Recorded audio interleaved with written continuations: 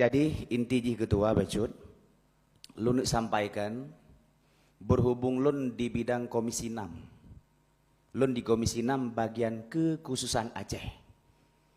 Lun instruksikan Mbak Ketua, berhubung buno na paslon gubernur yang ketua catat nyoken lun pegah ke galak-galak ken ke euforia karena masalah baca Al-Quran di Aceh untuk calon pimpinan itu bukan sekedar formalitas, tapi itu indikator.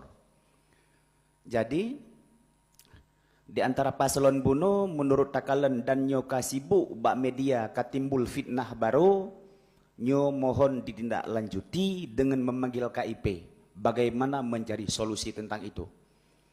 Karena kemarin pun di Pileg waktu kita baca aturan di KIP Barosa ada menggagalkan 19 caleg DPRA yang tidak bisa baca Al-Quran. Itu tahun 2024 kemarin. 2024 kemarin. Nah, moga-moga aturan ini berlaku untuk semua orang, bukan cuma untuk seseorang.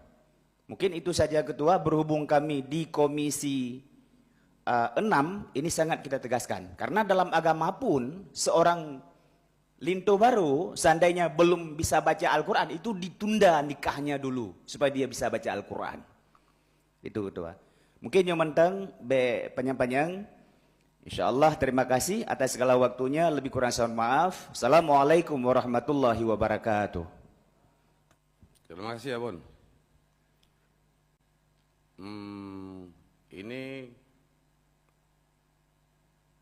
perintah Pak Udri melalui Pak Sekwan kepada Komisi 6 untuk membuat surat untuk pemanggilan KIP Aceh dan pihak-pihak terkait sore ini Komisi 6 ya. Nah, sebenarnya Komisi 6 ya.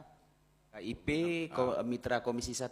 Enggak, bukan masalah Komisi 1 ini. Ini masalah yang masalah kekhususan. Laporkan ini. Boleh. Ini terkait dan Komisi 1. Bawa surat ke ruangan saya habis ini kita